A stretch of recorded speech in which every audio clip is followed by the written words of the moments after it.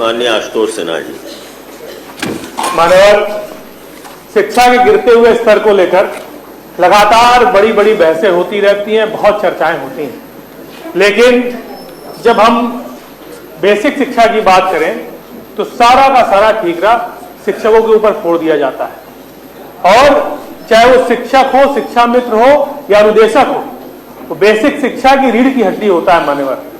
और जब मौका मिलता है सरकार को तो उसे सारे काम लेते हैं, उससे जनगणना, मतगणना, आर्थिक गणना, पशु गणना, बाल गणना, पल्स पोलियो से लेकर मान्यवर प्रधान से लेकर प्रधानमंत्री के चुनाव तक इन लोगों को लगाया जाता है। लेकिन बहुत दुख का विषय है मान्यवर कि इतने राष्ट्रीय कार्यक्रमों में अपना महत्वपूर्ण योगदान देने के बावजूद भी आज इनकी मूलभूत समस्याएं हैं, जो मूलभूत समस्याओं को सरकार अनदेखा करने का काम लगातार करती है। और इतना विश्वास मान्यवर, मुझको बहुत तकलीफ इस बात की है कि सरकार को इतना विश्वास है शिक्षकों पे। और मैं आपसे कहना चाहता हूं मान्यवर कि जो बेसिक शिक्षा विभाग के अधिकारी हैं, इतने महंगे महंगे ऐप और इतने जटिल ऐप, इतने अव्यवहारिक ऐप लेकर आते हैं और जिसमें लंबा कमीशन अधिकारियों का फिक्स रहता है, जिसकी वजह से शिक्षकों को परेशान करना, शिक्षा मित्रों, अनुदेशकों को परेशान करने के लिए क्या क्या वो साजिशें करने का काम कर रहे हैं। मैं जितना पैसा इस सॉफ्टवेयर में खर्चा कर रहे हैं मान्यवर, उतने पैसे से फर्नीचर, लैब, कंप्यूटर, लैपटॉप की व्यवस्था कर दी गई होती तो शायद मुझे लग रहा है बेसिक के जो हमारे विद्यालय और अपग्रेड हो गए होते मान्यवर। लेकिन सरकार लगातार अव्यवहारिक, जितने व्यवहारिक ऐप है, ऑनलाइन फेस अटेंडेंस मान्यवर जो लाने की साजिश सरकार कर रही है, लगातार बच्चों को ऑनलाइन उनका अटेंडेंस की बात सरकार कर रही है।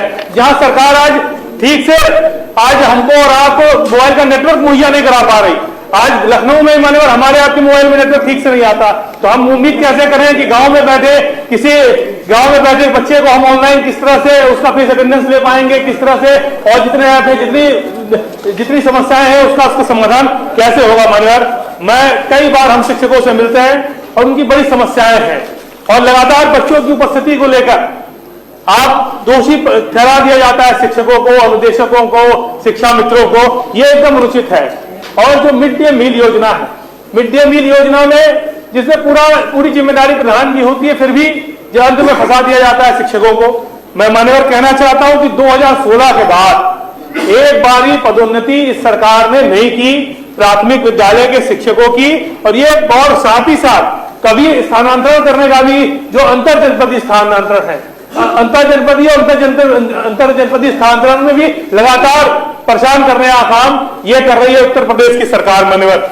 मैं आपके माध्यम से कहना चाहता हूं कि परिषदीय विद्यालयों में जीपीएफ कटौती को देखने के लिए भी कोई व्यवस्था इनकी नहीं की गई है। परिषदीय मृतक आश्रित चतुर्थ श्रेणी कर्मचारियों की पदोन्नति के संबंध में मुख्य सचिव के द्वारा भी सहमति मिलने के उपरांत भी शासनादेश अब तक निर्गत नहीं किया गया मान्यवर। 50 से कम जहां संख्या हो रही है वहां विद्यालय बंद कर दिए जा रहे हैं मान्यवर। जन जागरण का सारा काम शिक्षकों को दे दिया जाता है, सरकार अपनी जिम्मेदारी से भागते हुए विद्यालय बंद करने का काम कर रही है और उसके बाद दूसरा कोई और विकल्प नहीं बचता है। इसलिए मान्यवर मैं आपके सामने इनकी जो प्रमुख मांगे हैं वो आपके सामने कहना चाहता हूं कि सभी विद्यालयों में प्रधानाध्यापक नियुक्त होने चाहिए। प्रदेश के बहुत सारे ऐसे हजारों विद्यालय ऐसे हैं जिसमें प्रधानाध्यापक नियुक्त नहीं किए गए मान्यवर, उसमें प्रधानाध्यापक नियुक्त करने की आवश्यकता है। सरकार करने का काम करे, जितने रिक्त पद हैं उनको भरने का काम करे। अंतर जनपदीय व अंतर जनपदीय स्थानांतरण फिर से शुरू हो। Half CL, 31 CL, second Saturday leave कर्मचारियों की भांति इनको भी मिलना चाहिए मान्यवर। और साथ ही साथ मैं कहना चाहता हूं सभी विद्यालयों में शिक्षा हेतु चतुर्थ श्रेणी कर्मचारी की व्यवस्था होनी चाहिए। और जो महत्वपूर्ण विषय एक है जो बहुत लगातार हम देख रहे हैं कि जो शिक्षक मांग करते रहते हैं पुरानी पेंशन को दोबारा बहाल करने का काम माननीय सरकार को करना चाहिए, जिससे जो शिक्षक हैं हमारे प्राथमिक विभाग के उनका उत्साहवर्धन हो और वो अपने भविष्य के प्रति चिंतित रहते हैं, जो अपने भविष्य को लेकर परेशान रहते हैं, उनकी परेशानी का कहीं ना कहीं हल निकलने का काम होगा जब ये पुरानी पेंशन बहाल सरकार करेगी।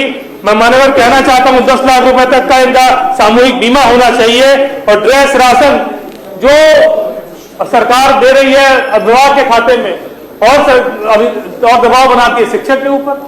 मान्यवर हमें और आपको सोचना चाहिए आधार बनाने के लिए। और साथ ही साथ अपार आईडी एक नया इन लोगों का नाटक शुरू हो गया मान्यवर, जब U-डैश पोर्टल पर रजिस्ट्रेशन है उसके बाद भी अपार आईडी बनाने के लिए जबरदस्ती शिक्षक को बनवाना है। शिक्षक जा रहा है, अभिभावक से मिलकर उसका आधार बनवा रहा है बच्चों का, वही जाके जो शिक्षक ही जाकर और जितने हमारे शिक्षा मित्र निदेशक जाकर अपार आईडी बनवाने का काम कर रहे हैं। तो सरकार को हम कहना चाहते हैं मान्यवर कि सारी चीजों से मैं मान्यवर एकदम बिल्कुल आप जल्दी से जल्दी खत्म कर देंगे, आप निश्चित रहिए, मैं 2 मिनट में खत्म करें। तो लगातार मान्यवर मैं यही कहना चाहता हूं कि सरकार को इसे देखना पड़ेगा और किस तरह से जितनी समस्याएं हैं कैसे हम दूर कर सकें।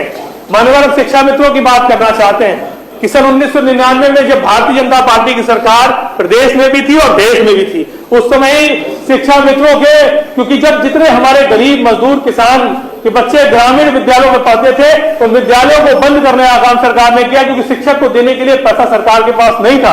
ऐसी विषम परिस्थितियों में गरीब किसान के बच्चों को अशिक्षा के अंधकार से लेकर आज ज्ञान के उजाले पर ले जाने वाले, और दीपक का नाम कोई था तो उसका नाम शिक्षा मित्र था मान्यवर। और शिक्षा मित्रों ने लगातार 1 जनवरी 2000 से सर्व शिक्षा अभियान के अंतर्गत शिक्षा मित्रों ने पढ़ाने की शुरुआत की, और शुरुआत करने के बाद मात्र 2250 रुपए से लेकर आज मात्र 10,000 रुपए मान्यवर शिक्षा मित्रों को सरकार देने का काम कर रही है, वो भी मात्र 11 महीने के लिए देने का काम कर रही है मान्यवर। हम बताना चाहते हैं जो हमारी सरकार थी, माननीय अखिलेश यादव जी मुख्यमंत्री थे, 19 जनवरी 2014 को 58,826 शिक्षा मित्रों को समायोजित करने का काम किया था।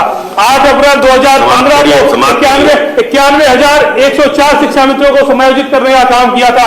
और मान्यवर जब 2015 में हाईकोर्ट ने रोक लगाई और 17 के बाद जब उसमें सुप्रीम कोर्ट ने इसको निरस्त कर दिया, तो देश के प्रधानमंत्री जी ने ही बनारस की जनसभा में कहा था कि अगर उनको न्यायालय से अगर नहीं न्याय मिलेगा, राहत नहीं मिलेगी तो सरकार उनके साथ खड़ी है। इसके मतलब अध्यादेश लाके उनको नियमित करने का काम करेंगे, लेकिन सरकार ने उनको नियमित करने का काम नहीं किया मान्यवर। इससे मैं ज्यादा कुछ न कहते हुए अनुदेशकों के बारे में भी कहना चाहता हूँ मान्यवर।